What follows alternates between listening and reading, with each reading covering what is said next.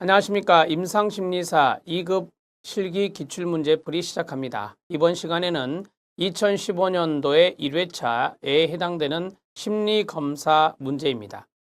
이번 2015년 1회차부터 좀 특징적인 것이 한 두 가지 정도 있습니다. 첫 번째는 20문제가 출제됐다는 거죠. 2014년도까지는 매년 한 번 시험이 있고 18문제씩 출제가 됐습니다.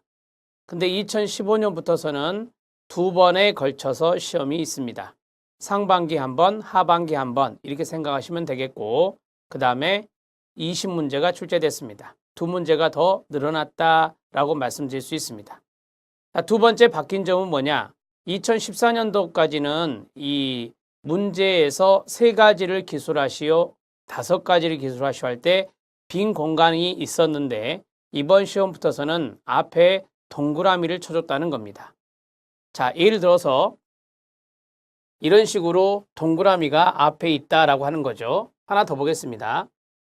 자, 여기 4가지를 기술하시오라고 했습니다. 그러면 하나, 둘, 셋, 4가지의 동그라미가 쳐졌다는 것입니다. 이런 것들이 2014년도에는 없었습니다. 그런데 이번 시험부터서는 그것이 들어갔고, 자, 제가 생각할 때는 이 체제는 직업상담사 실기시험이 있거든요. 직업상담사하고 똑같은 체제입니다. 그러면 동그라미를 쳤을 때 이 동그라미에 해당되는 것 중에서 4가지를 써라 라고 해서 4가지를 다 썼는데, 예를 들어서 2가지는 맞고 2가지가 틀렸다. 그랬을 때는 부분 점수를 주겠다라는 의지입니다. 따라서 이번 시험부터서 앞에 문제의 개수대로 동그라미가 쳐져 있다면, 문제에서 원하는 개수대로 동그라미가 쳐져 있다면 부분 점수를 받을 수 있기 때문에 이러한 것들은 여러분들이 좀 알고 계실 필요가 있다라는 것을 말씀드립니다. 또한 이 문제 풀다 보면 또 말씀드리겠지만, 동그라미를 쳐놓고 하나는 또 가르쳐주고 나머지를 서술하라, 이런 것도 있었습니다. 아무튼 문제가 조금씩 형태가 바뀌었습니다. 그리고 1년에 2번이라는 것도 바뀐 거고 20문제도 바뀌었다라고 하는 것을 미리 말씀드리고 문제풀이를 들어갑니다. 저는 실기 기출에서 심리상담이라는 과목과 심리상담이라는 과목하고 심리검사라는 과목, 이 두 과목이 많이 출제됩니다 라고 항상 말씀드렸습니다. 이번에도 그랬습니다. 심리검사부터 풀어보는데 심리검사는 모두 9문제가 출제됐습니다. 자, 보겠습니다. 자, 첫 번째 문제 45번 문제부터 알아보도록 하겠습니다. 자, 45번 문제는 제가 이전에 촬영한 부분이 조금 미스가 있어서 제가 다시 한번 재촬영을 하는 것으로 알고 계시면 됩니다. 자, 재촬영분이라고 생각하시고 45번 문제를 들어주시기 바랍니다. 자, 45번 문제는 MMPI 검사 결과입니다. MMPI 미네소타 다면적 인성검사 결과에 근거하였을 때 진단명과 진단의 이유를 기술하시오 라고 했습니다. 자, 우리가 이제 MMPI 검사를 통해서 어떠한 진단을 내릴 수가 있고 그 진단의 이유를 물어보는 문제가 우리 시험에 실기 문제로 많이 출제가 됩니다. 그러면 사례를 주게 되는데 L, K 척도는 낮고 F 척도는 100 이상이다. 그래서 T 점수가 100 이상이다 라고 하는 겁니다. 그럼 우리가 L, F, K 이렇게 했을 때 L 점수가 낮고 F 점수가 100T로 상당히 높죠. 이것을 우리가 삿갓형이라 이렇게 말합니다. 자, 삿갓 형태의 타당도 척도를 우리가 해석할 줄 알죠. 자, 이며 임상 척도는 1, 2, 4가 높게 나타났으며 특히 6, 7, 8이 높게 나왔다라고 했습니다. 1번은 건강염려증, 그 다음에 2번은 우울, 4번 같은 경우는 우리가 반사회성 성격이다 이렇게 이야기를 하죠. 건우태반 이렇게 암기법으로 생각하시면 되고요. 우리가 이제 유념해야 될 부분은 바로 이 대목입니다. 6, 7, 8이라고 하는 것, 이 대목이 이제 중요한데요. 자, 우리가 이제 6, 7, 8을 여기 밑에도 나오지만 정신증 척도라고 이야기합니다. 정신증 척도 이렇게 정리하시면 돼요. 우리가 임상척도의 암기법 거, 태, 반, 남편이에요. 그러면 첫 번째 6번은 편집증이 되겠고 그 다음에 7, 8이 강박증이 되고 그 다음에 8번이 네, 정신분열증이 되는데 일종의 이제 조현병적인 특징이 나타나는 거죠. 이 세 가지를 정신증 척도라고 보통 이야기하는데 이 세 가지가 높게 나왔다. 특히 이렇게 이야기하고 있습니다.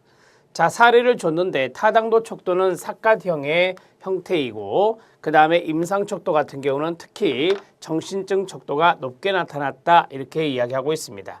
자, 진단명은 조현병, 정신분열병, 스키조프레니아가 되겠습니다. 우리가 이제 조현병이라고 많이 칭하고 있는 건데요. 진단명은 조현병이라고 진단명을 밝히시고 진단의 이유는 1번과 2번만 쓰셔도 됩니다.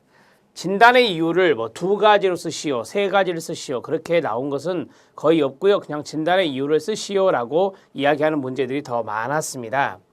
자, 첫 번째는 우리가 타당도 척도를 보니까 F점수가 100 이상인 경우에요. 따라서 매우 심각한 정신병리를 가지고 있다. 왜? 비전형성이잖아요. 이 F는 바로 비전형성을 나타내는 겁니다.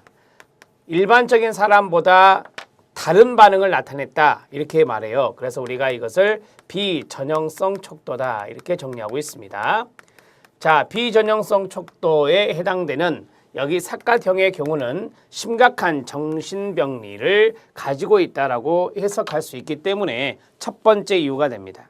두 번째 이유는 MMPI 6번, 7번, 8번 임상 척도는 정신증 척도가 됩니다. 특히 이 점수들이 높은 경우는 자, 증상을 나타내는데 현실 검증력이 떨어집니다. 망상과 환각이 나타납니다. 그 다음에 피해의식, 편집에서 이게 나타나죠. 피해의식과 정신분열로 긴장, 불안, 초조함으로 대인관계에 불편함을 가지고 내향성을 보이기도 합니다. 자, 이러한 것들이 이제 1번, 2번에 해당되는 진단의 이유인데요. 이 2가지만 쓰셔도 여러분들은 점수를 받을 수가 있습니다. 진단의 이유로 충분하거든요. 첫 번째는 타당도 척도를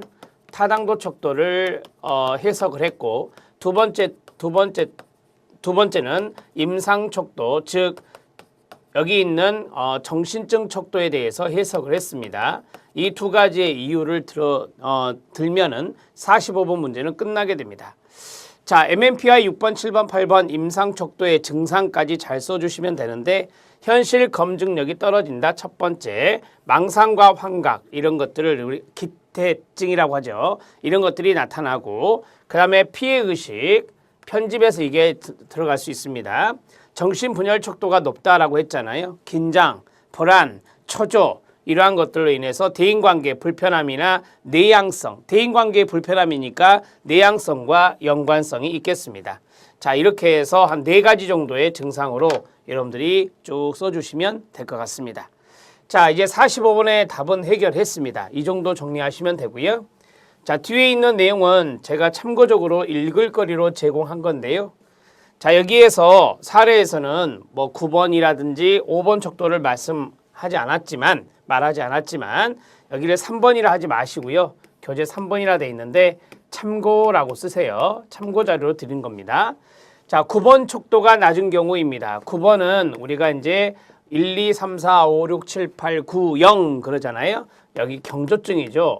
경조증에 해당되는 것인데 이게 낮답니다. 그러면 감정적인 동요가 낮을 수 있다. 그리고 여러분 교재에 이게 9번으로 돼 있나요? 이거 5번으로 고쳐주십시오. 5번으로 수정해 주십시오. 자, 9번 척도가 아니라 5번 척도입니다. 5번 척도는 남성성과 여성성을 말하죠. 남성성과 여성성을 말하는 건데 이 남성성과 여성성을 MF라고 합니다. MF라고 이제 표기를 쓰는데 이 남성성과 여성성은 역할 유연성을 보는 거예요. 남성의 역할, 여성의 역할의 유연성 정도를 보는 거거든요. 자, 역할의 유연성 정도인데 이게 높은 점수를 보이면 유연성이 있다라고 하는 것이고요. 유연성이 있다라고 하는 것이고 낮은 점수를 보이면 유연성이 부족하다라고 하거든요. 유연성이 부족하다라고 해요.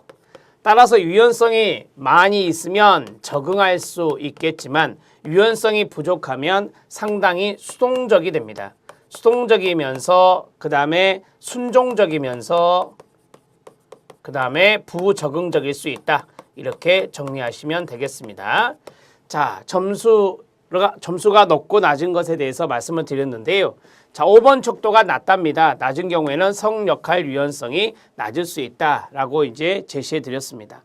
저기 이 문제에서는 9번과 그 다음에 5번의 이야기를 안 하고 있지만 9번과 5번의 지문이 만약에 나오면 이런 식으로 참고적으로 적어주셔도 될 것 같습니다. 45번에 1번과 2번까지만 쓰시면 돼요. 진단명은 조현병으로 내리시고 이렇게 정리하십시오.